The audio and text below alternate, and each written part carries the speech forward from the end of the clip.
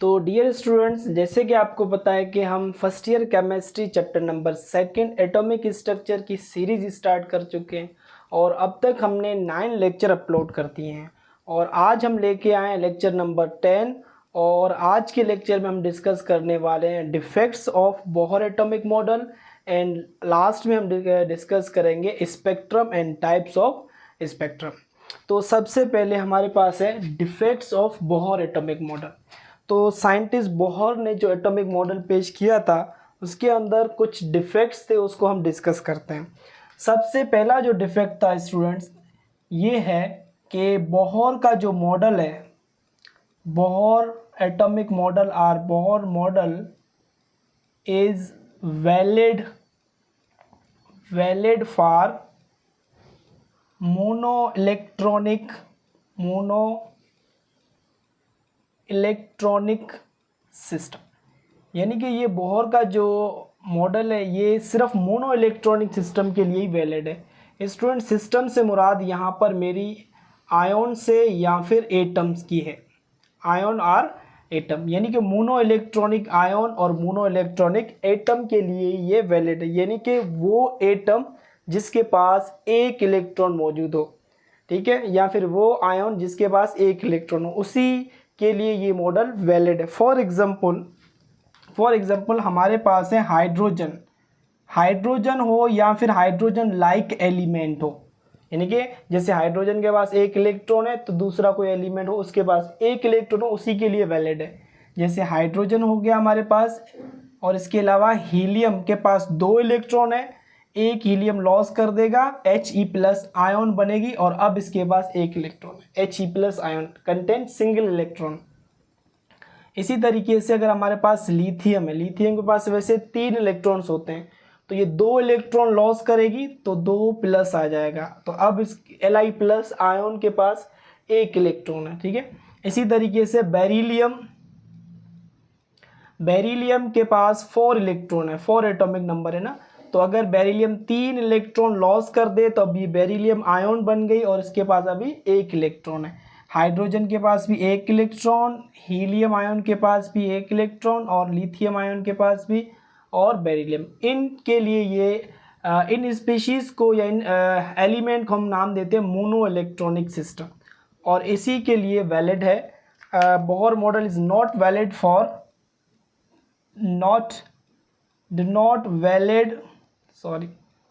do not valid for polyelectronic system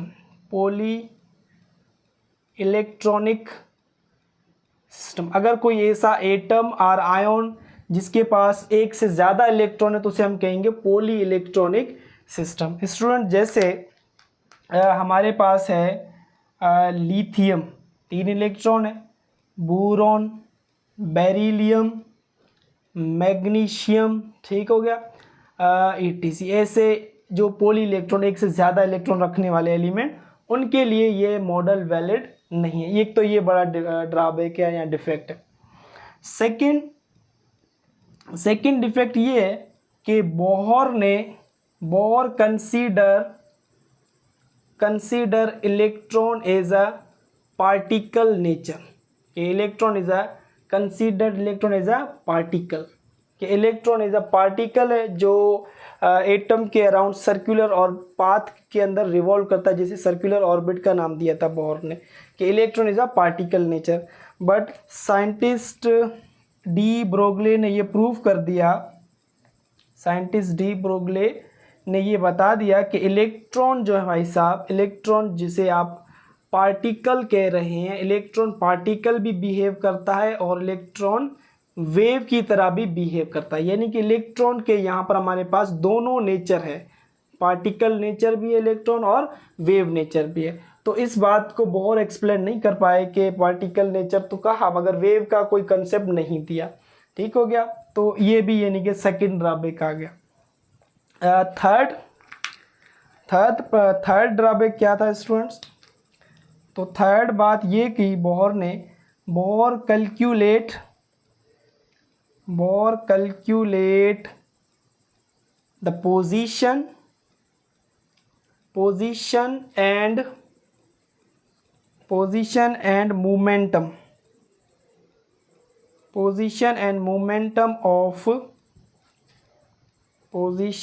momentum of electron simultaneously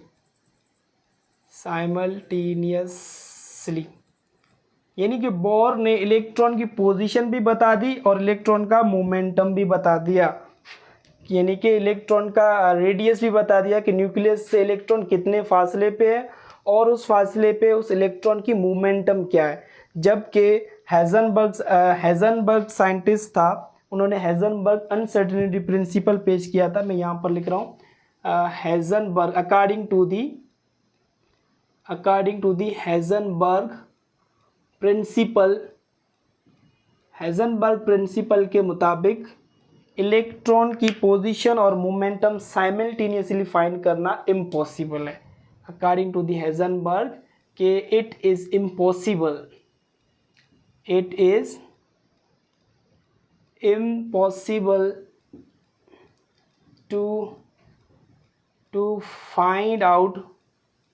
to find out position and students momentum simultaneously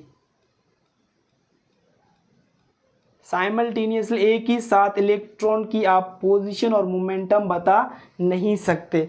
अगर आप electron की position बताओगे तो momentum जो है वो अनसर्टेन हो जाएगा, ठीक है। अगर आप मोमेंटम बताओगे इलेक्ट्रॉन की तो उसकी पोजीशन अनसर्टेन हो जाएगी, ठीक है। एक ही टाइम पे पोजीशन और मोमेंटम बताना इम्पॉसिबल है।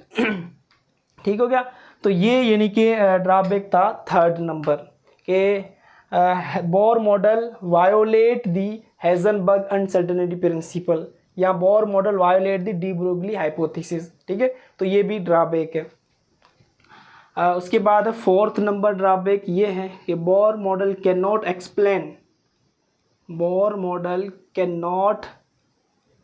explain the Zeeman effect and Stark effect और जीमान इफेक्ट को बोहर मॉडल डिफाइन या एक्सप्लेन नहीं कर पाया, ठीक है स्टूडेंट। दो इफेक्ट, एक है जीमान इफेक्ट और दूसरा है स्टारिक इफेक्ट। अच्छा, जीमान इफेक्ट का मतलब क्या है स्टूडेंट्स? तो जीमान इफेक्ट किसे कहते हैं और स्टारिक इफेक्ट, इन दोनों को वैसे बोहर एक्सप्लेन नहीं कर पाया स्टूडेंट। जीमान इफेक्ट का मतलब होता है, हमारे पास है एक है जीमैन इफेक्ट, ठीक है, और दूसरा है स्टूडेंट हमारे पास स्टार इफेक्ट। ये दोनों चीज़ें बोर एक्सप्लेन नहीं कर पाया, तो ये भी डिफेक्ट। वैसे होता क्या है जीमान इफेक्ट? जीमान इफेक्ट का मतलब होता है स्प्लिटिंग ऑफ स्पेक्ट्रल लाइन की स्प्लिटिंग कब? इन मैग्नेटिक फील्ड, यानी कि मैग्नेटिक फील्ड में स्पेक्ट्रल लाइन स्प्लिट होंगे, ब्रेक डाउन होंगे। मैग्नेटिक फील्ड में अगर स्पेक्ट्रल लाइन ब्रेक हो रही हैं तो इस इफेक्ट को हम नाम देंगे जीमान इफेक्ट। और अगर ये स्प्लिटिंग जो है, स्प्लिटिंग ऑफ स्पेक्ट्रल लाइन अगर ये हो रही है इन इलेक्ट्रिक फील्ड, तो इस इफेक्ट को हम नाम देंगे स्टारिक इफेक्ट्स, ठीक है। तो इन दोनों इफेक्ट को बोहर एक्सप्लेन नहीं कर पाया। तो ये चार डिफेक्ट्स है बोहर एटॉमिक मॉडल के। सबसे पहला ये कि बोहर का जो मॉडल है वो सिर्फ मोनो इलेक्ट्रॉनिक सिस्टम के लिए ही एप्लीकेबल है, पॉली इलेक्ट्रॉनिक सिस्टम के लिए एप्लीकेबल नहीं है। सेकंड डिफेक्ट्स ये कि बोहर ने इलेक्ट्रॉन को as a particle nature explain किया, वेव नेचर एक्सप्लेन नहीं कर पाया। और थर्ड ये कि बोहर जो है इलेक्ट्रॉन की पोजीशन और मोमेंटम जो है वो साइमल्टेनियसली यानी कि बता दी, जबकि according to the Heisenberg uncertainty principle momentum और पोजीशन एक साथ बताना इम्पॉसिबल है। ठीक हो गया स्टूडेंट्स। तो ये थे हमारे पास बोहर एटॉमिक मॉडल के डिफेक्ट्स। और अब हम मूव कर रहे हैं स्पेक्ट्रम, ठीक है। Spectrum and types of spectrum को डिस्कस करते हैं। तो डियर स्टूडेंट, स्पेक्ट्रम अच्छा, स्पेक्ट्रम किसे कहते हैं? तो स्टूडेंट, स्पेक्ट्रम को समझने के लिए देखिए, एक हमारे पास होती है मोनोक्रोमेटिक लाइट। ये कुछ टर्म्स हैं जो हमें पता होना लाजमी है। मोनोक्रोमेटिक क्रोमेटिक लाइट, ठीक है। अच्छा, मोनोक्रोमेटिक लाइट किसे कहते हैं? स्टूडेंट, मोनो वर्ड का मतलब होता है सिंगल, सबको पता। एंड क्रोमेटिक, क्रोमा से निकला गया, जिसका मतलब होता है कलर, और लाइट का मतलब है लाइट एनर्जी। यानी कि ऐसी लाइट जो कंपोज्ड है सिंगल कलर की, या ऐसी लाइट जिसके पास सिंगल वेवलेंथ हो। यानी कि हम कहेंगे मोनोक्रोमेटिक लाइट का मतलब light composed, that light composed of single color, आप कलर कहें, और सिंगल वेवलेंथ, ठीक है। ऐसी लाइट को हम नाम देंगे स्टूडेंट्स मोनोक्रोमेटिक लाइट। और अगर एक से ज़्यादा कलर हो या एक से ज़्यादा वेवलेंथ वाली लाइट हो, तो उस लाइट को हम कहते हैं पॉलीक्रोमेटिक लाइट। पॉलीक्रोमेटिक लाइट, ठीक होगा स्टूडेंट्स। अच्छा, पॉलीक्रोमेटिक लाइट का मतलब क्या हुआ कि light composed of the light which composed of many colour या फिर मैनी वेवलेंथ,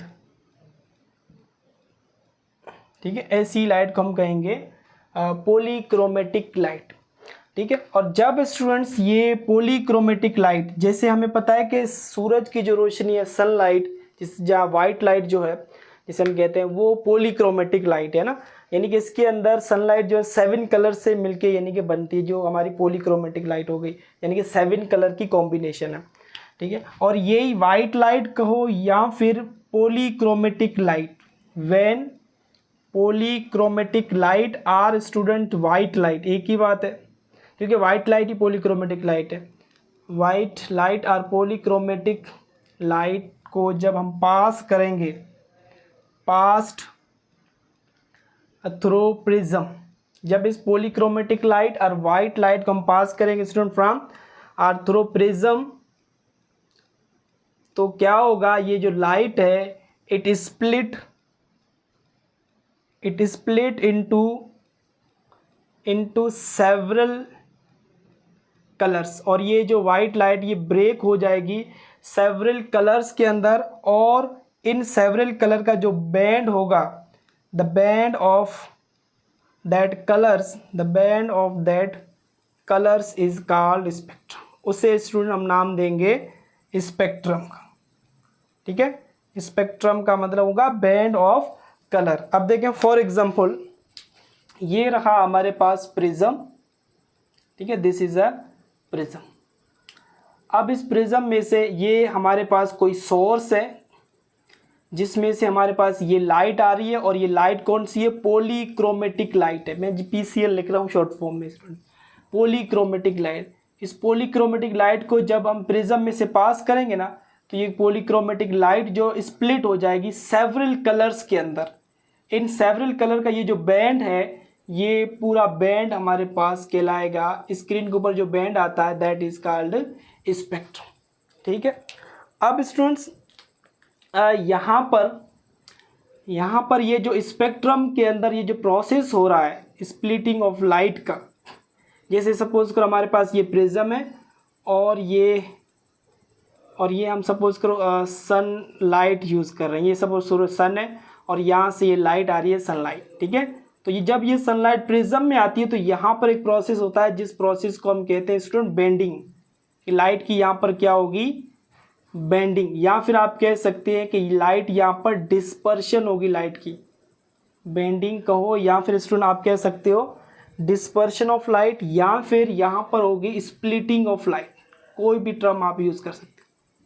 जैसे लाइट प्रिज्म में से पास होगी, तो यहाँ पर क्या कौन सा प्रोसेस होगा? बेंडिंग का, डिस्पर्शन का, या फिर स्प्लिटिंग का। या फिर आप इसको कलेक्टिवली ऐसे भी कह सकते हैं कि रेफ्रैक्शन होगी यहाँ पर लाइट की। फिजिक्स की टर्म है रेफ्रैक्शन की, लाइट की क्या होगी, रेफ्रैक्शन, मतलब बेंडिंग होगी। तो ये लाइट जो है डिफरेंट कंपोनेंट में इसे क्या हो जाएगी स्टूडेंट्स, स्प्लिट हो जाएगी, रेफ्रैक्ट हो जाएगी, और इस पूरे कलर्स को आप कलेक्टिवली नाम देंगे स्पेक्ट्रम का। अब यहाँ पर ये जो रेफ्रैक्शन या बेंडिंग होती है स्टूडेंट्स, ये जो रेफ्रैक्शन है, रेफ्रैक्शन और बेंडिंग ऑफ लाइट या फिर bending of light, it depend upon, ये किस पे डिपेंड करेगी, डिपेंड अपॉन वेव लेंथ पे, इस पे students, that depend upon the wavelength of light, light की जो वेवलेंथ है उस पे डिपेंड करती है। ठीक है, अब सपोज करें यहाँ पर मैं दोबारा से यहाँ पर ये स्ट्रक्चर बना रहा हूँ प्रिज्म, और ये रही हमारे पास वाइट लाइट या फिर पॉलीक्रोमेटिक लाइट। जैसे यहाँ से पास होगी तो कुछ लाइट ऐसे डिफ्लेक्ट हो जाएगी इस तरीके से। ठीक है, अब ये जो रेफ्रैक्शन या फिर ये बेंडिंग और ये जो स्प्लिटिंग है, ये किस पे डिपेंड कर रही है स्टूडेंट्स, वेवलेंथ ऑफ लाइट। ठीक है, तो वेवलेंथ और रेफ्रैक्शन का आपस में इनवर्सली रिलेशन है, या फिर आप यहाँ पर लिख दें बेंडिंग। ठीक है, वेवलेंथ जो है लाइट की बेंडिंग के इनवर्स है, मतलब वो लाइट और वो कलर जिसकी वेवलेंथ ज़्यादा होगी उसकी जो बेंडिंग है वो कम होगी। जब वो कलर जिसकी वेवलेंथ कम है, वेवलेंथ कम होगी तो उसकी जो बेंडिंग है वो ज़्यादा होगी। सही है। अब जैसे इनवर्स ऑफ बेंडिंग के और इसके अलावा जो वेवलेंथ है किसी भी लाइट की वो इनवर्स ऑफ एनर्जी के भी है।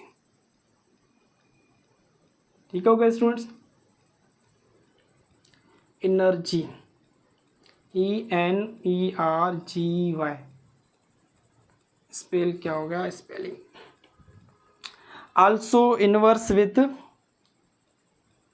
Energy and wavelength of a light is also inverse with energy, also inverse with frequency and also inverse with wave number। ठीक है, तो अगर किसी भी लाइट की या किसी भी कलर की किसी भी जो रेडिएशन यहाँ पर कलर्स ऑब्टेन हो रहे हैं उनकी अगर वेवलेंथ ज़्यादा है तो उनकी बेंडिंग कम होगी, उनकी एनर्जी कम होगी, उनकी फ्रीक्वेंसी कम होगी और उनकी वेवलेंथ कम होगी।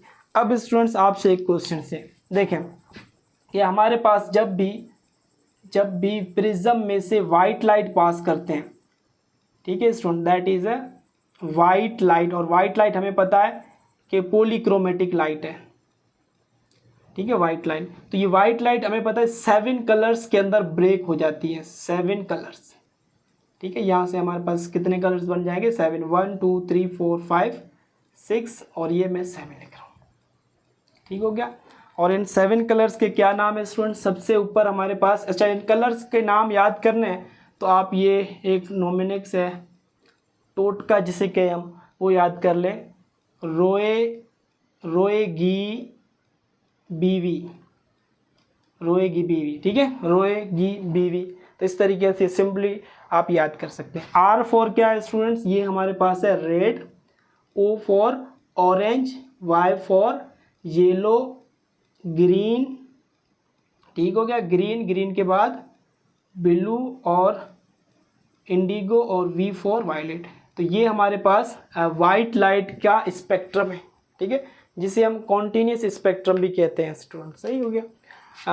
ये 7 कलर्स आपने रेनबो के अंदर देखे होंगे। ठीक है, रेनबो जो है जब बारिश के मौसम में 7 कलर्स यानी कि स्काई के अंदर अपीयर हो जाते हैं। This is a spectrum of white light. अब जो हमारे पास रेड कलर है इसकी जो वेवलेंथ है दैट इज 7000 एंगस्ट्रॉन, और जो वायलेट है इसकी जो वेवलेंथ है दैट इज 4000 एंगस्ट्रॉन। तो वेवलेंथ इस तरीके से डिक्रीज होती आ रही है। ठीक है स्टूडेंट्स, तो हमारे पास ये जो मैं इसको सीक्वेंस में लिख दूं, जैसे रेड ऊपर है, उसके बाद है ऑरेंज, उसके बाद कौन सा कलर है students, yellow, then green, blue, indigo and violet. Red की जो वेवलेंथ बताई हमने 7000 एंगस्ट्रॉन, और वायोलेट की वेवलेंथ कम होते होते आ गई हमारे पास 4000 एंगस्ट्रॉम। ठीक है, तो स्टूडेंट देखें रेड से वायोलेट में आ रहे हैं तो वेवलेंथ कम हो रही है, तो आप मुझे बताओ बेंडिंग क्या होगी। वेवलेंथ तो यहाँ पर देखो डिक्रीज हो रही है, वेवलेंथ अगर देखते जाएं तो डिक्रीज हो रही है ना। तो आप मुझे बताएं कि बेंडिंग क्या होगी, यानी कि रेफ्रैक्शन, स्प्लिटिंग, बेंडिंग क्या होगी। दूसरा आप मुझे बताओ एनर्जी क्या होगी, एनर्जी एंड फ्रीक्वेंसी। तो ऑब्वियसली बात है यहाँ पर हमने देखा है कि अगर वेवलेंथ डिक्रीज होगी तो बेंडिंग भी इंक्रीज होगी, एनर्जी भी इंक्रीज होगी एंड फ्रीक्वेंसी भी एंड वेव नंबर भी इंक्रीज होगी। तो हमारे पास यहाँ पर क्या हो जाएगा, ये इंक्रीज हो जाएगी। सही हो गया। अब देखें जब नीचे आते हैं red, orange, yellow, green, blue, तो वेवलेंथ डिक्रीज हो रही है तो हमारे पास एनर्जी फ्रीक्वेंसी क्या होगी, इंक्रीज। यानी कि ये जो रेड लाइट है इसकी वेवलेंथ जो है वो लेमडा कम है, लेमडा कम है नहीं, इसकी जो रेड लाइट की जो वेवलेंथ है वो ज़्यादा है स्टूडेंट्स। जब वेवलेंथ ज़्यादा है तो इसकी बेंडिंग, इसकी एनर्जी और फ्रीक्वेंसी क्या होगी स्टूडेंट्स, कम। ठीक है, तभी रेड जो कलर है हमें दूर से भी इजीली यानी कि विजिबल हो जाता है।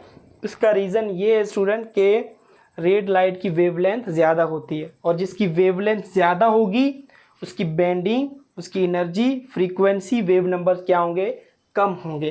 तभी ये जो रेड लाइट है ये थोड़ा सा बेंड होता है। अब देखिए वायोलेट जो कलर है ये कितना बेंड हो रहा है, क्यों बेंड हो रहा है कि इसकी बेंडिंग ज़्यादा है वायोलेट की, क्योंकि इसका वेवलेंथ कम है। जब वेवलेंथ कम होगी तो वायोलेट की बेंडिंग, एनर्जी, फ्रीक्वेंसी और ये ज़्यादा ही होगी। ठीक हो गया स्टूडेंट्स। अब एक छोटा सा एमसीक्यूज कर लेता हूँ, उसके बाद हम मूव करते हैं टाइप्स ऑफ स्पेक्ट्रम की तरफ।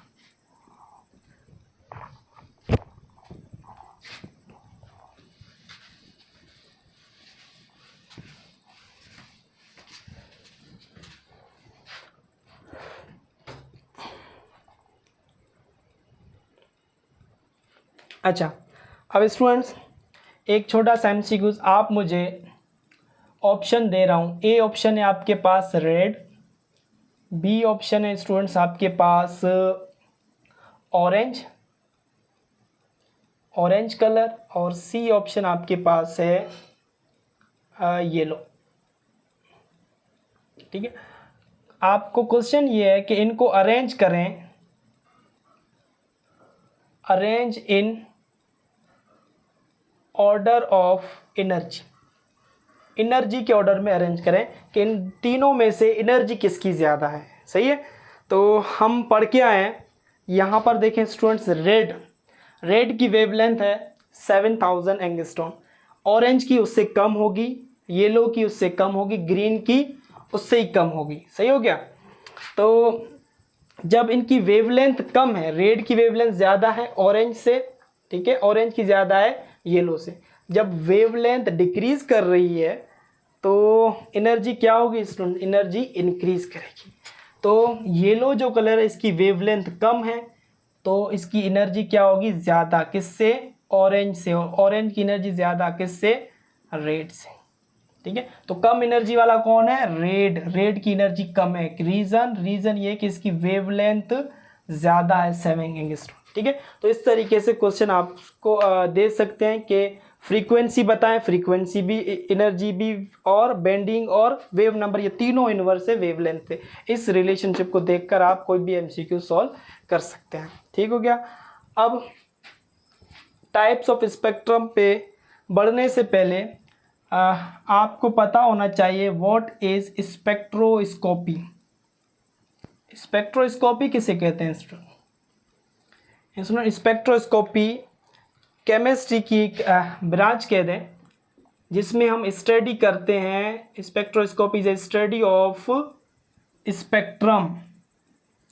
ठीक है, स्पेक्ट्रम की स्टडी का नाम है स्पेक्ट्रोस्कोपी। इसकी डिफरेंट टाइप्स है, जैसे आईआर स्पेक्ट्रोस्कोपी है, यूवी स्पेक्ट्रोस्कोपी है, एनएमआर स्पेक्ट्रोस्कोपी है, विजिबल स्पेक्ट्रोस्कोपी है। ये डिफरेंट टाइप्स हैं स्पेक्ट्रोस्कोपी के।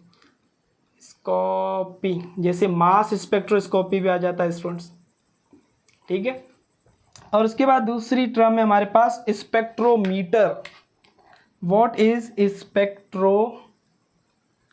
स्पेक्ट्रोमीटर? तो स्पेक्ट्रोमीटर एक डिवाइस है या फिर आप कहें इंस्ट्रूमेंट जिसे हम यूज़ करें instrument used to study the spectrum.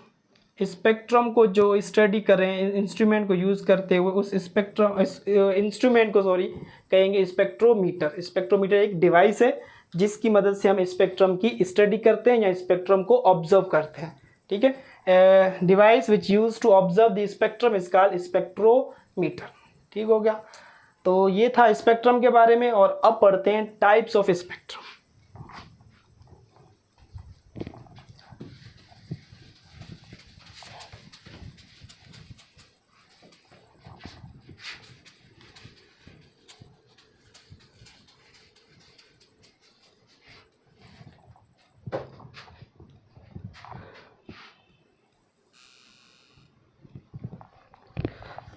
तो स्टूडेंट, टाइप्स ऑफ स्पेक्ट्रम, तो हमारे पास दो टाइप्स के स्पेक्ट्रम हैं। टाइप्स ऑफ स्पेक्ट्रम, तो एक हमारे पास स्पेक्ट्रम की टाइप है जिसे हम कहते हैं कंटीन्यूअस स्पेक्ट्रम। Continuous spectrum. और सेकंड जो टाइप है स्पेक्ट्रम की स्टूडेंट्स, उसे हम कहते हैं, मैं यहाँ पर लिख रहा हूँ, दैट इज लाइन स्पेक्ट्रम।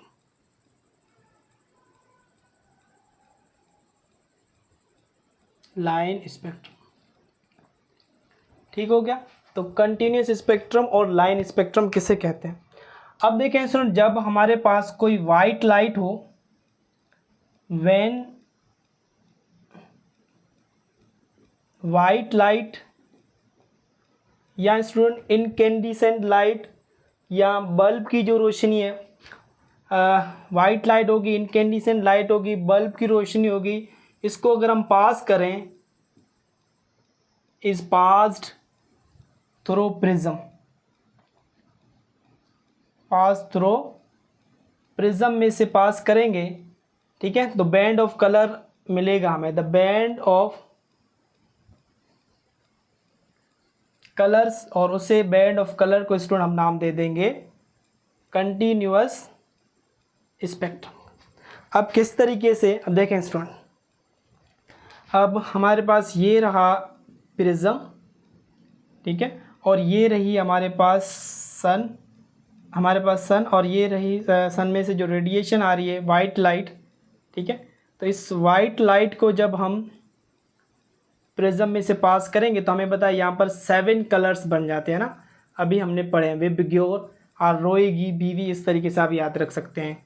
और रेड, ऑरेंज, येलो, ग्रीन के अलावा ब्लू, इंडिगो और वायोलेट, ठीक है। इन 7 कलर को हम कलेक्टिवली नाम देते हैं स्टूडेंट कंटिन्यूस स्पेक्ट्रम। अच्छा, इनको कंटिन्यूस क्यों कहते हैं?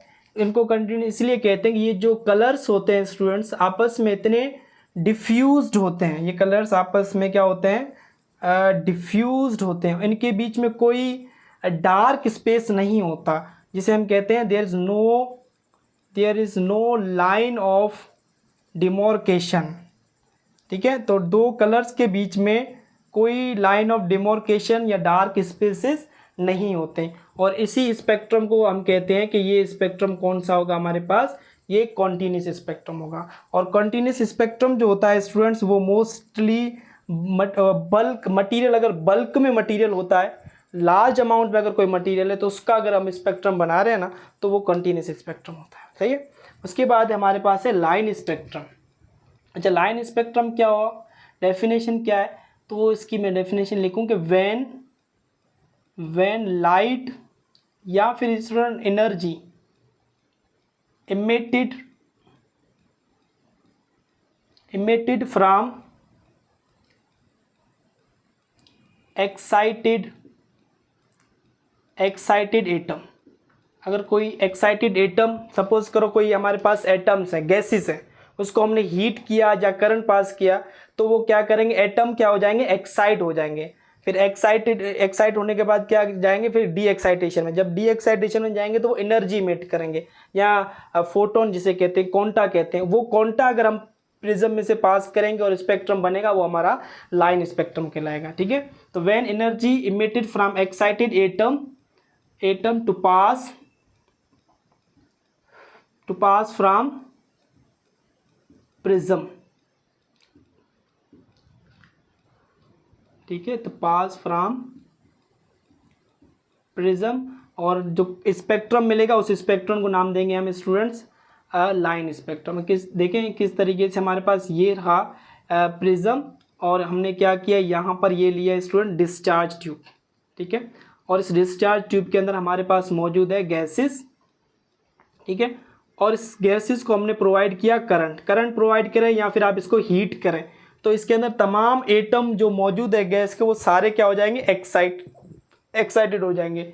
और जब फिर डी एक्साइटेशन होंगे, दोबारा अपने यानी कि शेल में ऑर्बिट में बैक आएंगे, तो वो क्या करेंगे, एनर्जी इमिट करेंगे। और ये एनर्जी जब प्रिज्म में से पास करेंगे तो हमारे पास यहाँ पर स्पेक्ट्रम बनेगा। ठीक है, और इस स्पेक्ट्रम को हम नाम देंगे student, that is called line spectrum.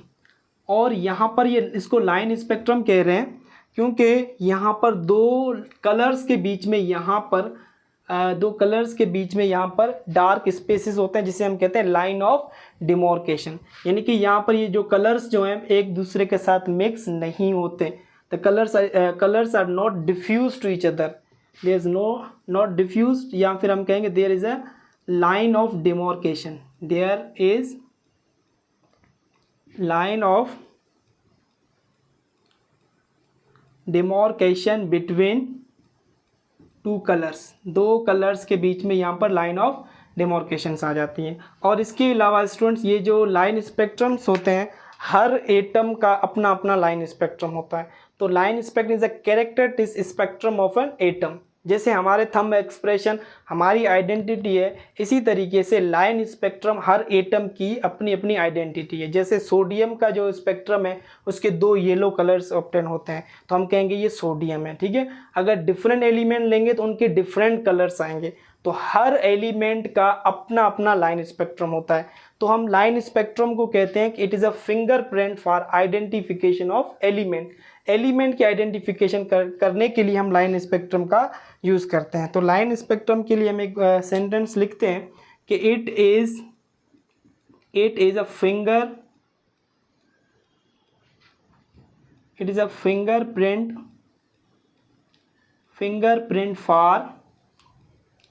fingerprint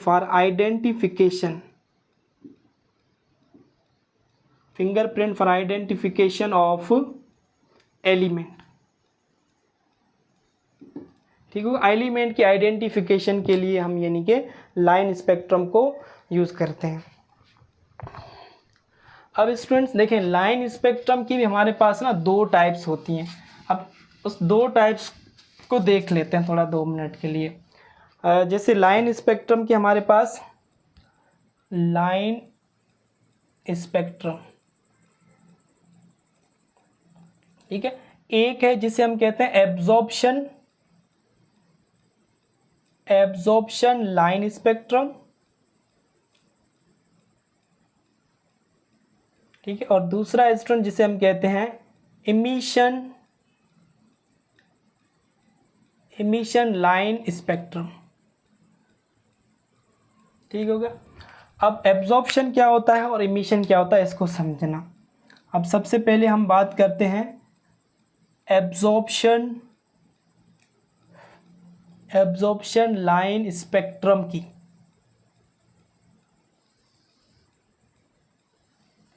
ठीक, अब यहाँ पर बाज़ों का MCQs भी पूछ लेते हैं स्टूडेंट। यहाँ पर 1-2 बातें हैं जो आपको नोट करनी और याद भी करनी है। अब देखें एब्जॉर्प्शन स्पेक्ट्रम बनेगा कब, बात तो ये।